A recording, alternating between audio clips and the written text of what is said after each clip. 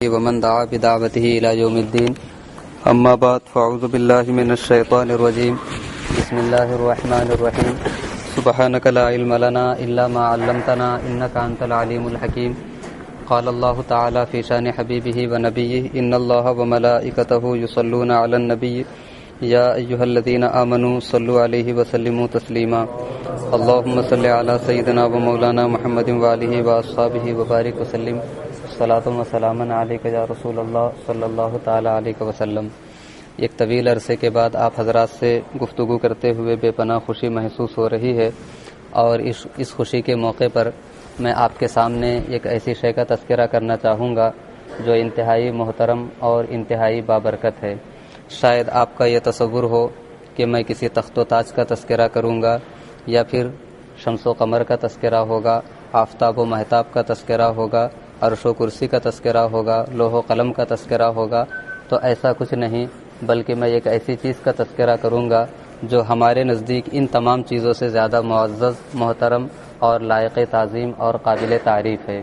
وہ چیز ایک ایسی چیز ہے جو کسی بھی خستہ جگر کے لیے مرہم کی حیثیت رکھتی ہے۔ وہ ایک ایسی چیز ہے جو کسی بھی دل بسمل کے لیے دوا کی حیثیت رکھتی ہے۔ وہ ایک ایسی شے ہے جو کسی بھی نگاہ شوق کے لیے تسکین کا سامان ہے، اور کسی بھی زبان تر کے لیے ایک وظیفہ ہے۔ اور یہی نہیں بلکہ وہ عاشقوں کے سر کا تاج بھی ہے، اور ہمارے لیے سرمایہ افتخار بھی ہے، باعث برکت بھی ہے، مصدر فیض بھی ہے۔ وہ چیز آخر ہے کیا؟ تو وہ چیز ہے ہم سب کے آقا و مولا حضور رحمت عالم صلی اللہ تعالیٰ علیہ وسلم کے مبارک نالین۔ تیری معراج کے تو جانے کہاں تک پہنچا، میری معراج کے میں تیرے قدم تک پہنچا۔ تو حضور اکرم صلی اللہ تعالیٰ علیہ وسلم کے نالین مبارک کا آج مجھے تذکرہ کرنا ہے۔ تاریخ اسلام میں آپ اٹھا کر دیکھ تاریخ میں، انسانی تاریخ میں بہت سارے ایسے افراد آئے کہ جنہوں نے مذہبی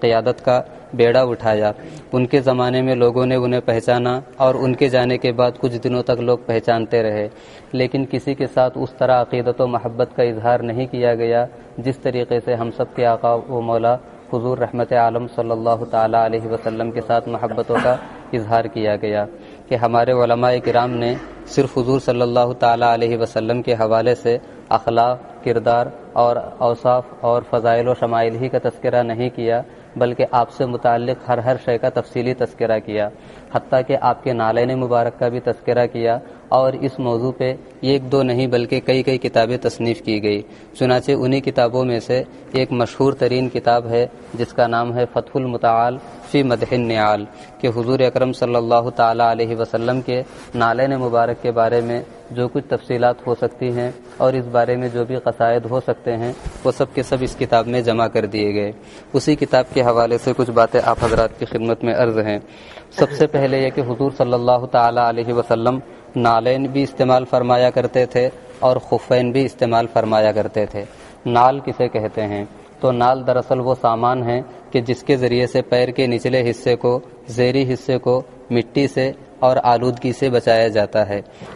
نال کا کام یہ ہے کہ وہ پیر کے نچلے حصے کو محفوظ رکھے۔ اگر کوئی شے پیر کے نچلے حصے کے ساتھ اوپر کے حصے کو بھی چھپا دے تو اس کو حذا کہتے ہیں، اور صرف نچلے حصے کو چھپائے تو اس کو نال کہتے ہیں۔ تو یعنی جو اردو میں چپل اور جوتے کا فرق ہے، بالکل وہی فرق عربی میں ہے نال کا اور حذا کا۔ تو حضور صلی اللہ تعالیٰ علیہ وسلم جو نال استعمال فرمایا کرتے تھے وہ نال کیسی تھی؟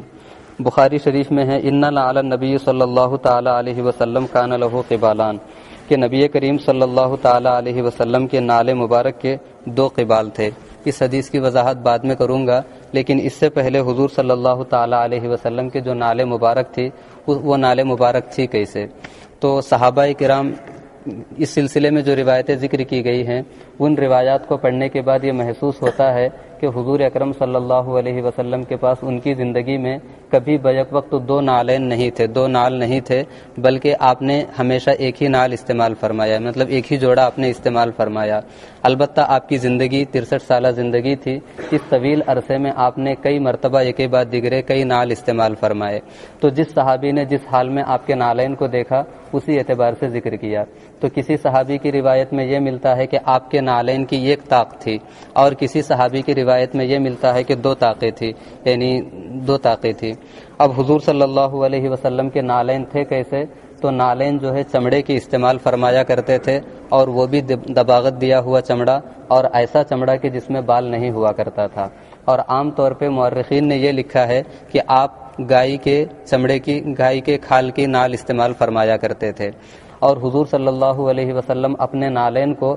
کبھی کبھی زرد رنگ بھی لگایا کرتے تھے۔ اس طریقے سے آپ کے نالین زرد رنگ کے بھی معلوم ہوتے تھے۔ اس رنگ کا انتخاب آپ اس لیے کیا کرتے تھے کہ یہ رنگ بڑا خوشنما ہوتا ہے اور دیکھنے میں اچھا لگتا ہے۔ قرآن پاک میں بھی اس رنگ کا تذکرہ اسی حوالے سے کیا گیا۔ اللہ تعالیٰ فرماتا ہے بقرۃ صفراء فاقع لونھا تسر الناظرین، کہ یہ انتہائی زرد رنگ کی گائے ہے اور جو دیکھنے میں بھلی معلوم ہوتی ہے، اچھی معلوم ہوتی ہے۔ تو زرد رنگ کی وجہ سے وہ گائے اچھی لگتی تھی۔ تو زرد رنگ جو ہوتا ہے وہ خوشنما ہوتا ہے، دیکھنے میں اچھا لگتا ہے، اسی لیے آپ زرد رنگ کے نالین استعمال فرمایا کرتے تھے۔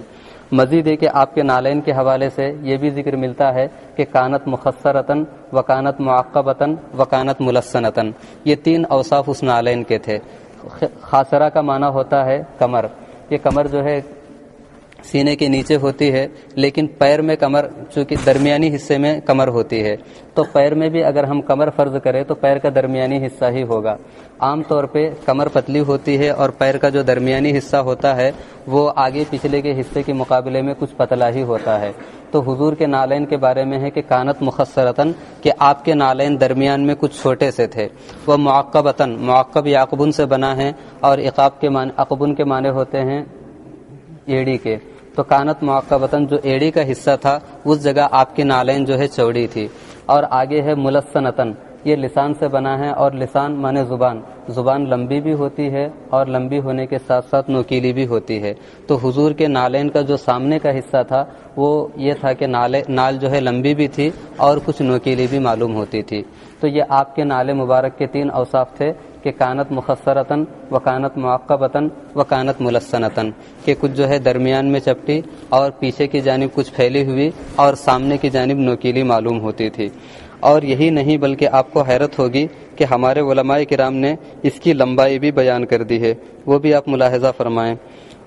ان طول نعلہ شبر و اصبعان، کہ حضور کے نالین مبارک کی جو لمبائی تھی وہ کتنی تھی؟ ایک بالشت اور 2 انگل جو ہے آپ کے لمبے تھے، نالین مبارک لمبے تھے۔ وعرضہما مما یلی الکعبین 7 اصابع، اور ایڑیوں کی جانب آپ کے نالین مبارک کی جو چوڑائی تھی وہ 7 انگل کے برابر تھی۔ اس سے تھوڑا آگے بڑھے جو درمیانی حصہ ہوتا ہے تو وہاں پہ آپ کے نالین مبارک کی جو چوڑائی تھی، لمبائی تھی، وہ کل ملا کر کے 5 انگل کے برابر تھی۔ پھر تھوڑا اور آگے بڑھیں گے تو وہاں بڑھ کر کے 6 حصے ہو جاتی تھی، یعنی نالین مبارک کنارے پیچھے کی جانب جو ہے 7 انگل چوڑی اور درمیان میں 5 انگل، اور اس کے بعد پھر مزید آگے بڑھے تو 6 سے ہوتے ہوئے آگے کی جانب نکل آتی تھی۔ اور جو لمبائی تھی نالے مبارک کی وہ 1 بالشت اور 2 انگل کے برابر تھی۔ اور اس کو جو ہے جامع صغیر میں ذکر کیا ہے حافظ عراقی نے۔ تو یہ حضور صلی اللہ تعالی علیہ وسلم کے نالین کا نچلا حصہ تھا۔ اب نال کے نچلے حصے کو سمجھنے کے بعد، جس کو ہم نال کہتے ہیں،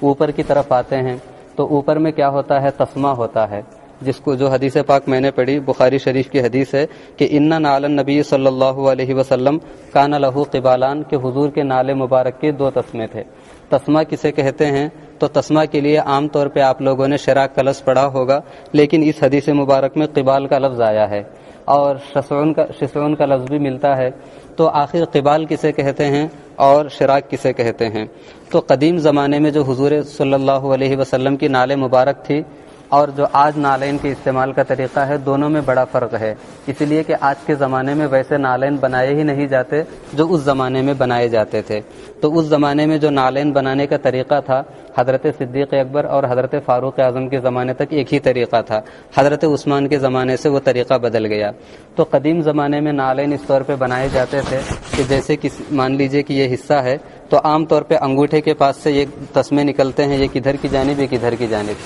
قدیم اب ہم لوگ اسی طور پہ استعمال کرتے ہیں، اپنے چپل ہو یا کچھ بھی ہو، لیکن قدیم زمانے میں ایسا ہوتا تھا کہ جو تسمہ ہوتا تھا وہ 2 انگلیوں کے درمیان سے ایسے گھسا کے ادھر سے نکال دیتے تھے، یعنی گویا کہ جیسے 5 انگلیاں پیر میں ہو تو پیر کا جو انگوٹھا ہے اس کو چھوڑ دیجئے تو درمیان میں چار انگلیاں بچتی ہے، اس کنارے کی انگلی کو چھوڑ دیجئے، اس کو چھوڑ دیجئے، تو گویا کہ ادھر سے تسمہ داخل کر کے ایسے نکال دیا کرتے تھے۔ جو حدیث پاک میں ہے کہ کان لہو قبالان، تو قبالان سے اسی کو تعبیر کیا گیا ہے جس کو مترجمین نے زمام سے تعبیر کیا ہے کہ حضور کے نالے مبارک کے دو زمام تھے جس کو ہم لگام بھی کہہ سکتے ہیں۔ اب اس کے بعد تسمہ کا جو ہے ادھر ایک الگ ٹکڑا ہوتا تھا، ادھر الگ ٹکڑا ہوتا تھا، جو تسمے کا حصہ ادھر آتا اس کو ادھر باندھ دیا جاتا، جو ادھر آتا ادھر باندھ دیا جاتا۔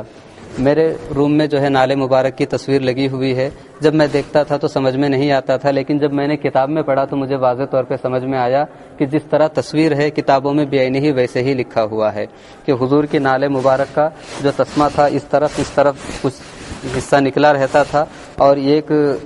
کہہ لیجیے دھاگا کہہ لیجیے یا ایک رسی نما جو بھی ہو تسمے کی شکل میں، وہ ادھر سے داخل ہو کے نیچے سے نکال کر کے ادھر جوڑ دیا جاتا تھا۔ حضرت صدیق اکبر بھی ایسے ہی نال استعمال فرماتے تھے، فاروق اعظم بھی یہی استعمال فرماتے تھے، لیکن جب حضرت عثمان غنی کا زمانہ آیا تو آپ نے اس کو ختم کر دیا اور درمیان سے ایک وہ تسمے نکال کر کے دونوں طرف آپ نے جوڑ دیے، جیسا کہ آج کے دور میں رائج ہے۔ تو یہ حضور صلی اللہ تعالی علیہ وسلم کے نالے مبارک کی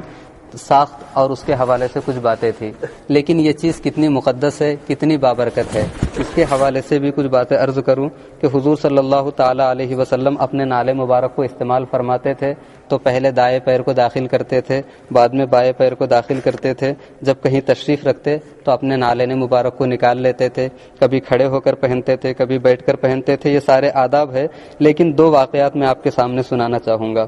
سب سے پہلے یہ کہ ابن عساکر نے حضرت انس رضی اللہ تعالیٰ عنہ کے حوالے سے ذکر کیا کہ ایک مرتبہ حضور صلی اللہ تعالیٰ علیہ وسلم نالین مبارک پہننے کے لیے جھک رہے تھے، اتنے میں ایک صحابی نے عرض کی یا رسول اللہ دعنی اناعلک یا رسول اللہ، حضور مجھے نال پہنانے کی اجازت عطا فرمائے۔ فترکہ، تو حضور نے انہیں چھوڑ دیا کہ ٹھیک ہے نال پہنا دو۔ فلما فرغا، جب وہ نال پہنا کر کے فارغ ہو گئے تو حضور کہتے ہیں اللہم انہ اراد ردائی فرد عنہ، کہ اے پروردگار یہ میرا امتی میری دل جوئی کر رہا تھا، میری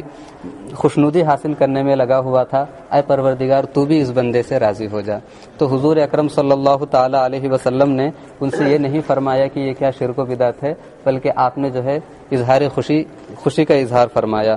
اسی طریقے سے مسلم شریف کی ایک مشہور حدیث پاک ہے، اس کو آپ لوگوں نے پڑھا ہوگا یا پڑھیں گے، کہ حضرت ابو بکر صدیق، حضرت فاروق اعظم، حضرت ابو ہریرہ اور کئی صحابہ ایک مجلس میں بیٹھے ہوئے تھے، حضور اس مجلس سے باہر تشریف لے گئے، آنے میں کافی تاخیر ہوئی تو حضرت ابو ہریرہ باہر نکلے، باہر نکلنے کے بعد تلاشتے ہوئے، خوشبو سے پہچانتے ہوئے انصار کی ایک دیوار تک پہنچ گئے جس کے اندر حضور تشریف فرما تھے۔ تو حضرت ابو ہریرہ اندر داخل ہو گئے، حضور کے پاس حاضر ہوتے ہیں، حضور نے پوچھا کہ یہاں کیسے آئے؟ تو انہوں نے کہا یا رسول اللہ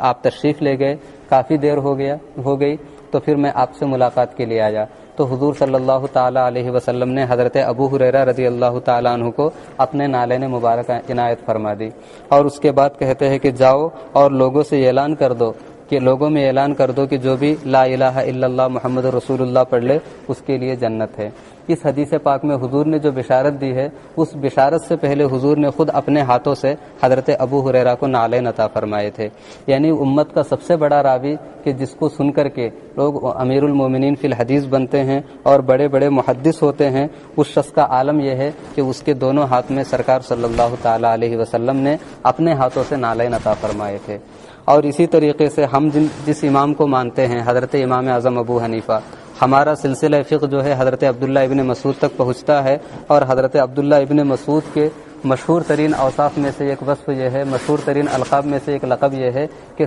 صاحب النالین، کہ حضور کے نالین مبارک آپ اٹھایا کرتے تھے۔ تو آپ کی عادت مبارکہ یہ تھی کہ جب حضور صلی اللہ تعالی علیہ وسلم کسی مجلس میں تشریف فرما ہوتے، نزع نعلیہ من رجلیہ، تو آپ کا کام یہ ہوتا کہ خود جھک کر کے حضور کے پیروں سے نالین مبارک نکالا کرتے تھے، ویدخلہما فی ذرائہ، اور نالین نکال کر کے کسی کنارے میں نہیں رکھتے، بلکہ جب تک وہ مجلس میں بیٹھے رہتے نالین مبارک کو اپنے ہاتھوں میں لیے رہتے تھے۔ اس کے بعد فَإِذَا قَامَ أَلْبَسَهُ إِيَّاهُمَا، اور جب حضور صلی اللہ علیہ وسلم اپنی مجلس برخاست کرتے اور کھڑے ہوتے تو حضرت عبداللہ ابن مسعود اپنے ہاتھوں سے حضور کو نالین پہنایا کرتے تھے۔ تو ہمارا سلسلہ فقہ جس امام سے جا کر کے ملتا ہے، ان کی عادت کریمہ یہ تھی کہ ان کی زندگی حضور صلی اللہ تعالی علیہ وسلم کو نالین پہنانے میں اور اس نالین مبارک کو اٹھانے میں ان کی زندگی گزر گئی۔ تو کیسے آقا وہ کا بندہ ہو رضا، بول بالے میرے سرکاروں کے، یہ یک جان کیا ہے اگر ہو کروڑوں، تیرے نام پر سب کو وارا کروں میں، اگر ہاتھ آئے مجھے تاج شاہی، تیرے کفش پا پر نثارہ کروں میں۔ تو یہ سرکار دو عالم صلی اللہ تعالی علیہ وسلم کے نالین مبارک کا کچھ اجمالی تذکرہ تھا۔ اللہ رب العزت کی بارگاہ میں دعا ہے کہ جو کچھ بیان ہوا ہے اسے قبول فرمائے، جو سر پہ رکھنے کو مل جائے نالے پاک حضور تو پھر کہیں گے کہ ہاں تاجدار ہم بھی ہیں۔ دنیا میں ہر آفت سے بچانا مولا، عقبہ میں نہ کچھ رنج دکھانا مولا، بیٹھے جو درے پاک پیغمبر کے حضور ایمان پہ اس وقت اٹھانا مولا۔ وصلی اللہ علی خیر خلقہ محمد وآلہ وصحبہ۔